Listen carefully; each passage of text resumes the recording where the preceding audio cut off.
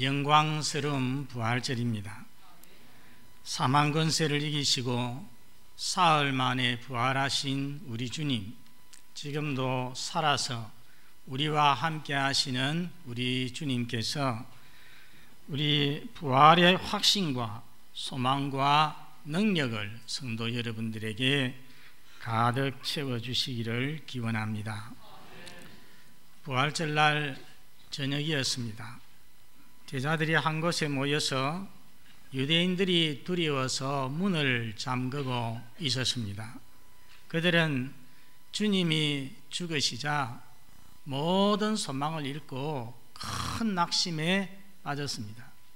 그런데 뜻밖의 막달라 마리아가 오더니 예수님께서 살아나셨다, 내가 그를 보았다 하는 말을 듣게 되었습니다.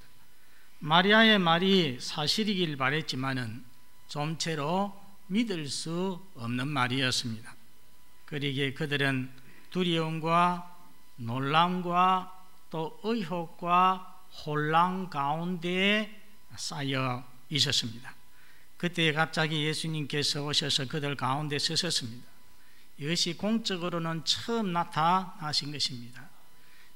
예수님께서 나타나셔서 그들에게 오늘 본문에서 보듯이 세 가지를 주셨습니다. 첫째는 평강을 주셨습니다.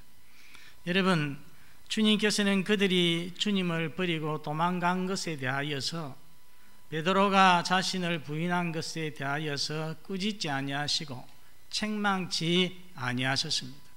도리어 주님의 첫 마디는 평강이 너희에게 있을지어다, 평강을 주셨습니다. 불안과 두려움과 걱정에 사로잡혀 있는 그들에게 평강을 주셨습니다. 여러분, 주님이 주시는 평강은 두 가지 면에서 좀 특별합니다.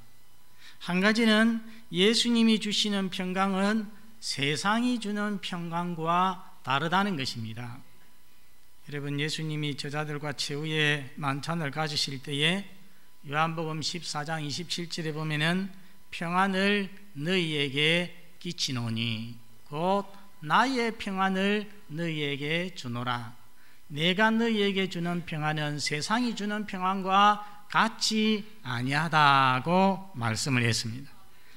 여러분, 지난 주일 주보에 보니까 한 집사님의 글에 교회에 가면은 마음이 편하다라는 말을 듣고서 신앙생활을, 교회 출석을 시작했다고 한 것을 보았습니다. 최근에 우리 교회 나이 많으신 한 성도님에게 물었더니 교회에 와서 예배를 드리면 마음이 편합니다, 그렇게 대답했습니다. 여러분, 교회에는 평강의 왕 예수님께서 함께 하시기 때문에, 거룩한 성령님이 역사하시기 때문에 거룩한 평화가 머무는 것입니다. 이곳에 나오는 자야 마음속에 하나님 주시는 평강이 있을 수밖에 없습니다.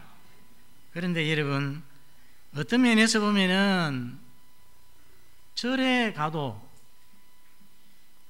성당에 가도 평강이 있을 수가 있습니다.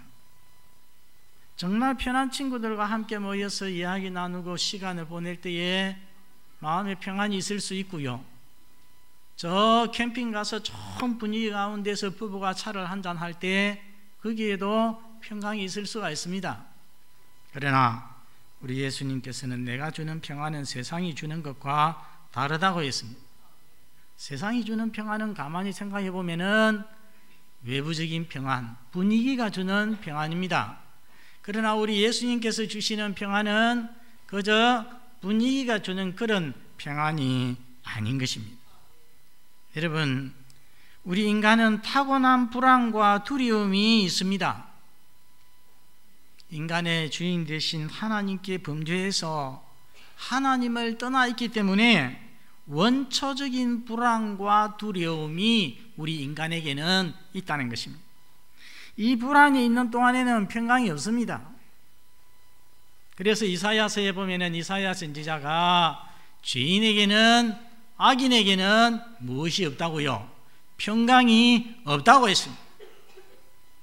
하나님 앞에 범죄한 우리 인생에게는 평강이 없는 것입니다. 그런데 우리 주 예수님이 땅에 오셔서 우리 죄인들을 위하여서 속죄의 죽음을 당하셨습니다.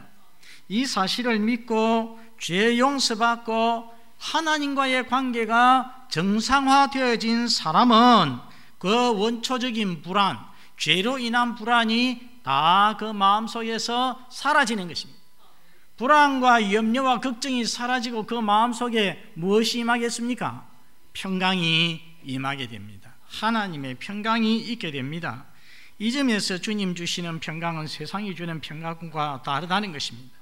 여기 있는 우리 사랑하는 모든 교우들은 분위기적인 평강을 누리는 자가 아니라 믿음으로 말미암아 죄 용서를 받고 그 죄 용서를 받음으로써 진정한 평강을 누리는 복된 성도들이 되시기를 바랍니다. 또 한 가지는 주님만이 참 평강을 주실 수가 있습니다. 이스라엘 사람들은 인사할 때에 샬롬 하고 인사를 합니다. 우리도 샬롬 하죠. 샬롬이라는 것은 평안이 있기를 이 말입니다. 평안을 기원을 합니다.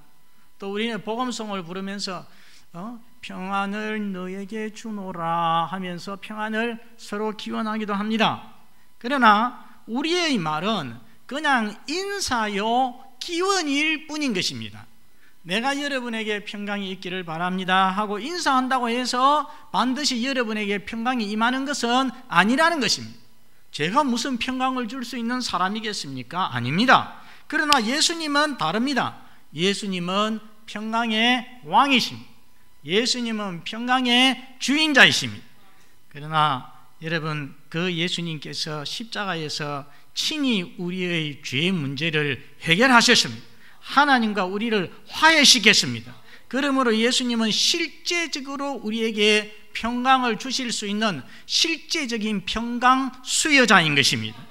그래서 예수님께서 우리에게 누구에게 너희에게 평강이 있을지어다 하고 예수님이 평강을 주시면은 바로 하나님의 평강이 그 사람에게 임하게 되는 것입니다.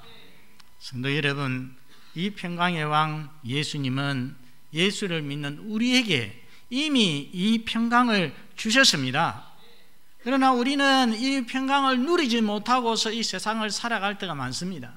두려운 일이 있을 때, 질병이 있을 때에, 죽음을 앞둘 때에 우리는 평강을 잃어버리고 불안해할 때도, 두려워할 때도 있는 것입니다.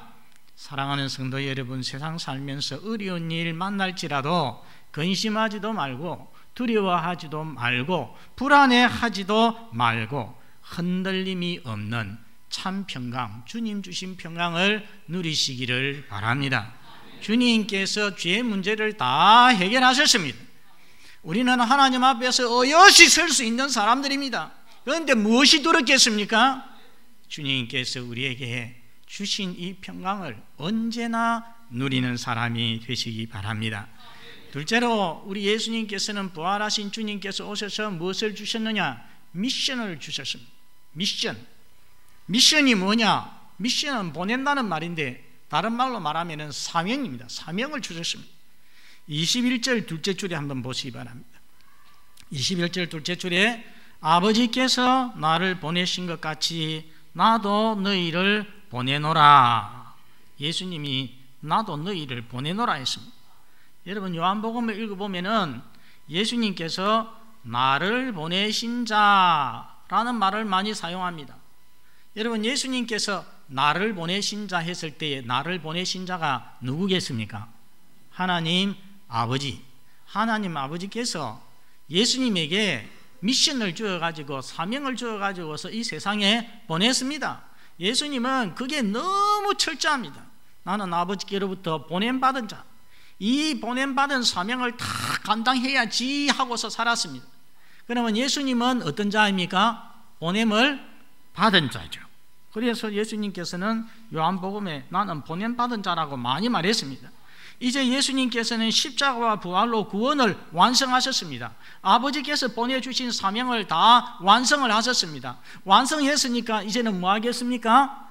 다시 아버지께로 돌아가게 될 것입니다. 곧 성천하게 될 것입니다. 그렇기 때문에 우리 예수님께서는 이제는 자기 자신이 보내는 자가 되어서 이제 제자들을 보내시는 것입니다. 아버지께서 자신을 보내신 것 같이 이제는 자기가 제자들을 파송하는 것입니다. 그런데 이 미션은 어떤 미션입니까? 미션에는 언젠가 무엇인가 내용이 있습니다. 목적이 있습니다. 무엇을 하려고 보내는 것이냐는 것입니다. 우리 마가복음 16장 15절에 보면은 너희는 온 천하에 다니며 만민에게 복음을 전파하라고 했습니다. 어디 가라고 했습니까? 온 천하에 뭐 하라고 했습니까? 복음을 전파하라고 했습니다. 누가복음 24장 47절 48절에도 같은 말씀이 있는데 우리 화면을 보고서 한번 같이 읽어봅니다. 시작. 또 그의 이름으로 죄 사함을 받게 하는 회개가 예루살렘에서 시작하여 모든 족속에게 전파될 것이 기록되었으니 너희는 이 모든 일의 증인이라. 그러니까 이 사명은 예수 믿어 구원받은 모든 믿는 자에게 주시는 사명인데, 여러분 이 사명은 바로 제자들이 땅끝까지 다니면서 예수 자신이 십자가와 부활로 이루신 죄 용서와 구원을 전파하도록 보내시는 것입니다. 여러분, 제자들이 예수님께 받은 이 미션을 잘 감당을 했습니까? 못했습니까? 잘 감당했습니다. 우리가 사도행전을 보면 어떤 모습을 볼 수 있습니까? 사도들은 어쩌든지 복음 전하기 위하여서 핍박을 받으면서도 복음 전하기 위하여서 애를 쓰고, 사도행전에 나타나는 초대교회도 이 복음 전하기 위하여서 전력 투구하는 것을 볼 수가 있습니다. 그게 바로 진정한 교회의 모습인 것입니다. 우리가 기억할 것이 하나 있습니다. 우리 예수님께서 제자들에게 모든 족속에게 가라고 했습니다. 땅끝까지 이르러 말씀했습니다. 온 천하에 다니며 라고 말씀을 했습니다. 여러분, 예수님의 12제자가 옛날에 차도 없었는데 비행기도 없었는데 땅끝까지 모든 족속에게 갈 수 있습니까? 갈 수 없습니까? 갈 수 있습니까? 없습니까? 갈 수 없습니다. 도마가 인도까지 왔다고 안 합니까? 아주 많이 온 것입니다. 그러니까 이 사명은 예수를 믿어서 구원받은 모든 믿는 자에게, 모든 시대, 모든 제자들에게 주시는 말씀인 것입니다. 그래야 모든 족속에게 땅끝까지 온 천하에 다니면서 복음을 전할 수 있는 것 아니겠습니까? 그래서 오늘 이 미션은 이 자리에 있는 저와 여러분에게 주신 미션임을 믿으시기 바랍니다. 여러분, 지금부터 올해부터 꼭 130년 전 4월 5일이 무슨 날이었느냐? 130년 전 하면은 1885년이 됩니다. 1885년 4월 5일 무슨 날이었겠습니까? 부활절이었습니다. 부활절. 딱 올해하고 같습니다. 부활절이었는데 그날은 우리 한국 기독교 역사의 특별한 날입니다. 왜냐하면 외국에서 선교사 두 분이 이제 공적으로, 우리나라 세국 정책 때문에 그동안에는 공개적으로 우리나라 선교사가 올 수가 없었습니다. 그래서 서해안 섬에 잠시 들렀다가 가고 그렇게 했는데, 이제 그 쇄국의 문이 열려가지고서 공적으로 외국 선교사 두 분이 우리나라에 처음으로 왔습니다. 그 4월 5일 부활절 아침에. 누구냐 하면은 언더우드, 아펜젤로, 다 미국 선교사님이신데 배를 타고서 저기 인천의 제물포항에 도착을 했습니다. 이분들이 85년에 도착을 하고 그 다음 86년, 87년, 88년 이어서 외국의 많은 선교사님들이 이 땅에 오시게 되었습니다. 여러분, 그들은 주님의 미션을 감당하기 위해서 미개하고 어두웠던 땅, 죽음의 땅인 이 땅에 와서 그들의 생명을 바치기까지 이 복음을 전하였습니다. 여러분, 우리가 예수 믿고 구원받고 하나님의 백성이 되고 오늘 울산 동부교회 성도가 되어서 이 자리에 나오게 된 것은요, 우연이 아닙니다. 그냥 된 것이 아닙니다. 우리가 알아야 됩니다. 외국의 많은 선교사들이 이 땅에 와서 보냄을 받고 이 땅에 와서 복음을 전해 주었기 때문에 그 사람들이 또 복음을 전하고 또 받은 사람들이 또 복음을 전하고, 그래서 우리의 고조 할아버지, 정조 할아버지, 우리의 할아버지, 우리의 선대들이 믿었기 때문에 오늘 저와 여러분이 이 자리에 있는 줄을 믿습니다. 우리가 그냥 구원받은 거 아니에요. 그분들의 피 흘림을 통하여서 주님이 보내신 그 사명 이루기 위해서 이 땅에 와서 피 흘리고 죽으신 분들이 많지 않습니까?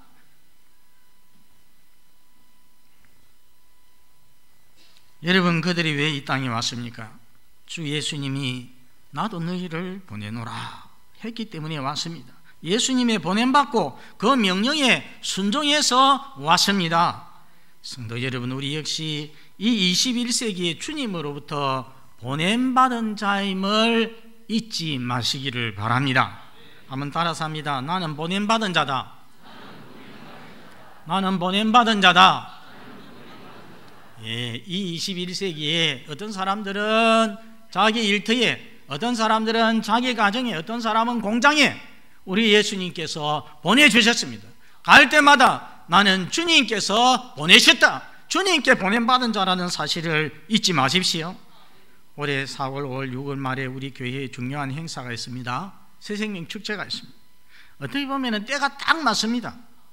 부활하신 주님께서 부활하신 날 저녁에 제자들에게 복음 전파의 사명을 주셨는데, 미션을 주셨는데, 오늘 이 부활절에 저를 통하여서 우리 주님께서 우리에게도, 우리 동부교회 성도들에게도 이 미션을, 복음 전파의 사명을 주시고 계신다는 것입니다.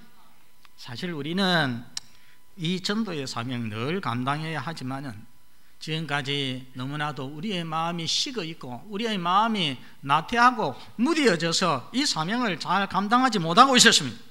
이제 이 부활절날 부활하신 주님이 우리에게 주신 미션이, 나를 위해서 죽으시고 십자가에 죽으시고 생명 주신 그분이 살아나셔서 나에게 주신 미션이 바로 이 복음 전도의 사명임을 우리가 다시 한번 마음속 깊이 새겨야 될 것입니다. 그래서 우리 교회 모든 성도들이 주님 주신 이 미션에 관심을 가지고서 기도하고 노력하고 해서 이 사명을 다 잘 감당할 수 있기를 바랍니다. 셋째는 성령을 주셨습니다. 여러분, 22절 말씀 한번 같이 읽겠습니다. 시작. 이 말씀을 하시고 그들을 향하사 숨을 내쉬며 이르시되 성령을 받으라. 여러분, 예수님께서는 부활절 며칠 전에, 지난 목요일 밤에 최후의 만찬석에서 제자들과 함께 있었습니다. 그때에 예수님께서 식사만 하신 것이 아닙니다. 여러 가지 귀한 말씀들을 주셨는데 그 중에 하나가 뭐냐면은, 내가 가면은 보혜사 성령을 보내주겠다, 다른 보혜사를 보내주겠다고 약속을 했습니다. 여러분, 그 약속이 언제 이루어집니까? 사도행전 2장에 보면은 오순절 날에 120문도가 모여있을 때에 그 약속이 이루어져서 하나님께서 성령을 부어주십니다. 다락방에 앉은 성도들에게 보내주십니다. 그러면은 지금 오늘 본문에 나타나는 것은 하나님 아버지께 우리 예수님께서 아직 가시지도 않았습니다. 그렇죠? 하나님 아버지께 가시지도 않았는데 지금 제자들에게 성령을 주고 계십니다. 도대체 이것은 무엇입니까? 이것은 제자들을 위한 특별한 성령의 수여이면서 동시에 오순절 날부터 있게 될 성령의 부어주심의 시식이라고 할 수가 있습니다. 이 영어에 foretaste라는 것이 있습니다. taste는 맛본다, for는 미리 시식이죠. 미리 맛봄. 오순절 날에 성령 강림을, 임함을 미리 맛보는 것이 바로 오늘의 사건이라는 것입니다. 자, 그러면 성도 여러분, 왜 예수님께서 제자들에게, 우리 성도들에게 성령을 주시겠습니까? 신자는 성령의 도움이 없이는 신자로서의 삶이 불가능합니다. 자신의 힘과 의지와 노력으로는 하나님께서 원하시는 삶을 살아갈 수가 없습니다. 하나님이 은혜 주시고 성령님이 감화 감동 주시고 역사해 주시고 새롭게 해 주시고 가르쳐 주시고 인도해 주시고 함께 하실 때에 우리가 신앙생활도 하나님 앞에 바르게 할 수 있고 봉사도 바르게 할 수 있고 교사의 사명도 바르게 감당할 수 있고 찬양대의 사명도 바르게 감당할 수 있고 설교의 사명도 바르게 감당할 수가 있는 것입니다. 성령 없이는 구원도 불가능하고 성령 없이는 신앙생활도 불가능하고 성령 없이는 봉사도 불가능한 것입니다. 그렇기 때문에 성령님은 우리가 예수 믿을 때 우리에게 오시어서 영원히 우리 안에 계시면서 우리를 도와주시는 것입니다. 천국에 가기까지 우리의 동반자가 되어서 우리를 도와주십니다. 모든 면에서 성령님께서 우리를 도우시지만은 특별히 도우시는 게 있습니다. 우리 사도행전 1장 8절 잘 아는 말씀을 같이 한번 읽어보겠습니다. 시작. 오직 성령이 너희에게 임하시면 너희가 권능을 받고 예루살렘과 온 유대와 사마리아와 땅 끝까지 이르러 내 증인이 되리라 하시니라. 예, 저기 보면 예수님이 승천하시기 전에 주신 말씀이거든요. 오직 성령이 너희에게 임하시면 너희가 무엇을 받는다고 했습니까?